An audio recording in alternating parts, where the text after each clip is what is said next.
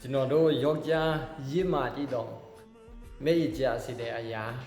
တဲနုစီတဲ့အရာချစ်ချင်းတရားလည်းမဟုတ်ပါဘူးဗျာအဲ့ဒါကဘလုံးပါဒီမှာ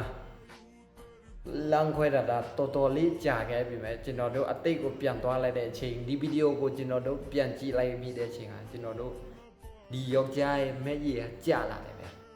ဘာဖြစ်လို့လဲကြာတယ်လို့ဆိုဘလုံးကချစ်လို့ဘလုံးကိုမျက်နှိုးလို့ကြာတယ်မဲကြီးကျွန်တော်တို့ယောက်ျားရေးမကြီးကကြာတယ်မဲကြီးအဲ့လောက်ဒီမကြောက်အသေးအလုံးမနူးအသေးမာတယ်ဒါပေမဲ့ဒီဘလုံးနဲ့ပတ်သက်အသေးကလည်းနူးလာတယ်မဲကြီးကလည်းကြာလွယ်တယ်ဗျာဒါကျွန်တော်တို့